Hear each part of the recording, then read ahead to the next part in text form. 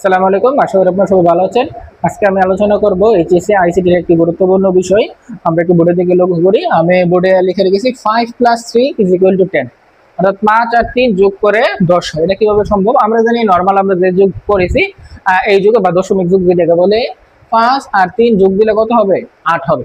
এখানে আমরা দেখলাম যে 5 এবং 3 যোগ দিলে 10 হচ্ছে। এটা কিভাবে সম্ভব? আসলে এটা সম্ভব হচ্ছে অক্টাল যোগ। আইসিডি-তে আমরা জানি সংখ্যা পদ্ধতি দুই প্রকার, হচ্ছে পজিশনাল আবার নন পজিশনাল। এই পজিশনাল সংখ্যা পদ্ধতি হচ্ছে চার প্রকার। একটা হচ্ছে বাইনারি, অক্টাল, দশমিক, হেক্সাডেসিমাল। তো বাইনারি, অক্টাল, দশমিক, হেক্সাডেসিমাল। এর মধ্যে 3 নম্বরের সংখ্যা পদ্ধতি অর্থাৎ দশমিক। এই দশমিক সংখ্যা পদ্ধতিটা আমরা ছোটবেলাতে যোগ আমরা শিখছি, বা এখন আমরা বর্তমানে হিসাব নিকাশে যে যোগ আমরা ব্যবহার করি সেটা হচ্ছে দশমিক যোগ। আর এখানে 5 + 3 = 10, এটা হচ্ছে অক্টাল যোগ।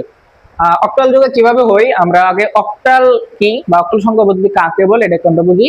অক্টাল সংখ্যা পদ্ধতিতে যেই সংখ্যা পদ্ধতিতে 0 থেকে 7 পর্যন্ত 8টি অঙ্ক থাকে তাকে বলে অক্টাল সংখ্যা পদ্ধতি। এটা একটু আমরা দেখি।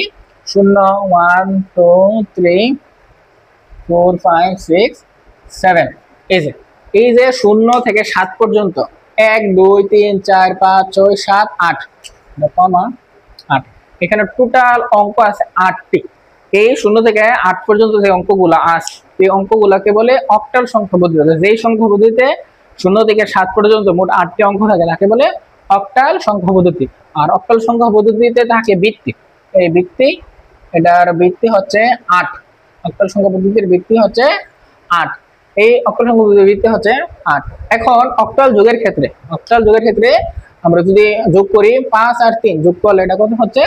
8 হচ্ছে। 8 এটা হচ্ছে অক্টাল সংখ্যা পদ্ধতির বৃত্তির সমান। অর্থাৎ অক্টাল যোগের ক্ষেত্রে যদি আমরা যোগফল বৃত্তির সমান হয় তাহলে ওই যোগফলটা থেকে বৃত্তিটা বিয়োগ হবে। অর্থাৎ 8 5 আর 3 যোগ দিলে কত হয়? 8 হয়। তাহলে আমরা এই 8 থেকে বিয়োগ দিব। 8 থেকে আমরা বিয়োগ দিব 8। 8 থেকে যদি আমরা 8 বিয়োগ দিই তাহলে থাকবে কত? 0।